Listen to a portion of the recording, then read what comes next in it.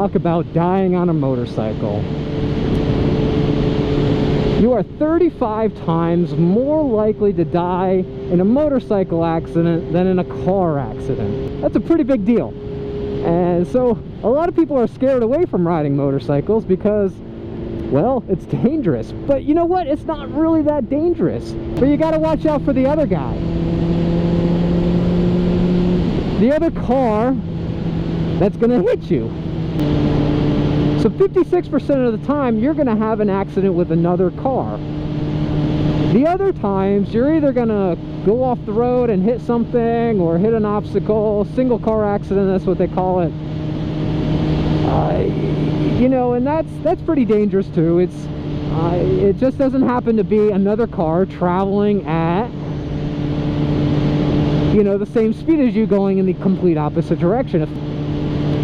In most cases, the accidents are caused by cars turning left, entering the lane of the motorcycle because they didn't see you, or, well, like this guy, you know, he's just making a left-hand turn and maybe he didn't see you and he's going to turn into your lane and bam, right over the hood of his car, and you're going to go flying and maybe hit something. If you're lucky, you might slide and come to a stop if you're wearing the correct gear and everything. But I mean, really, it's a matter of just kind of avoiding the other cars and not being a total idiot about driving a motorcycle. I mean, most sport bike riders, let's say, are in their 20s. A lot of sport bike riders actually either give up the sport bike in their 30s, they go over to a conventional motorcycle like a cruiser or something like that, and those are inherently less dangerous. There's a lot less accidents with cruisers than there are sport bikes. And even though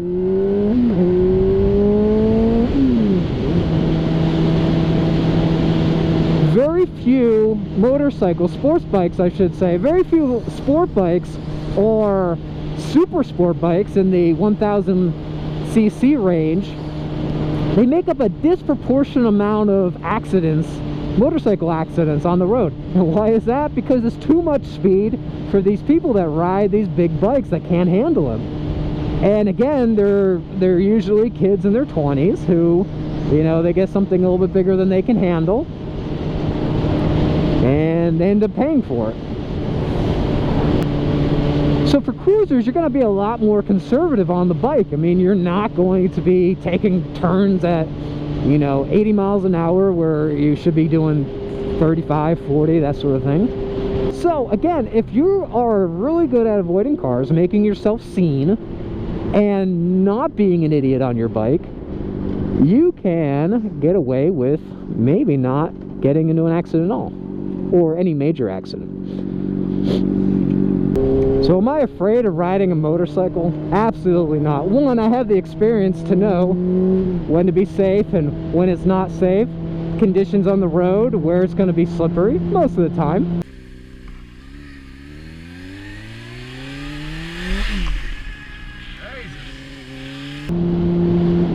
But also, I've learned not to panic if something goes wrong. You know, if the turn's coming up and I'm going too fast, not to try to slam on the brakes, but slow down as quickly as you can and then ride it out as best as you can. It's not that hard, just you have to pay attention to everybody else, because you have to pretend that you are invisible to these people, because essentially you are. I mean, most modern bikes, sport bikes especially, have daytime running lights, and so I mean, just for the virtue of having a headlight, they should see you, but you are tiny. I mean, they're expecting to see a wider vehicle. So if you're behind a car and a car's making a left-hand turn in front of you, is going to cross in front of your lane, then, you know, you have to look out for that, and you have to assume that they're going to turn into your lane. And that doesn't always mean slamming on your brakes every time you see that, but you know, just saying, okay, well, what's to the left of me? What's to the right of me? What's behind me? If I slam on my brakes right now, am I going to get rear-ended? And statistically speaking, in those accidents, with another vehicle, only 5% of the time is a car going to hit you from behind. And so it's very unlikely. I like to play statistics. I am more likely to be hit by another car or have a single car accident, or a single vehicle accident, I should say, with a motorcycle, and run into something myself. So if you can avoid those two things, you know, it's going to basically take care of 95% of your situations. Yeah, the likelihood you're going to die on a motorcycle is a lot higher than in a car, because obviously with simple accidents, it becomes a lot more complicated.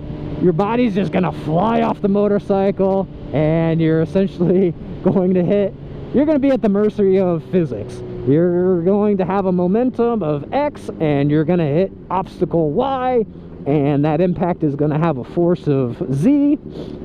And whether that kills you or not, or just, you know, requires that they take out your spleen and your extra kidney, that's a matter of, as I said, that's a matter of physics, so you never really know what's going to happen there. But let's try to avoid those things in the first place. And I love Boise in the snow, baby.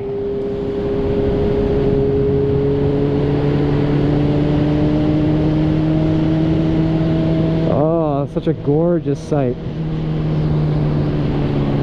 So gorgeous.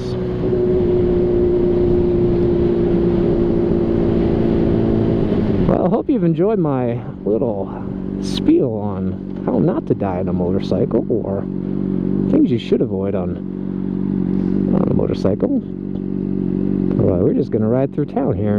Enjoy the rest of this morning.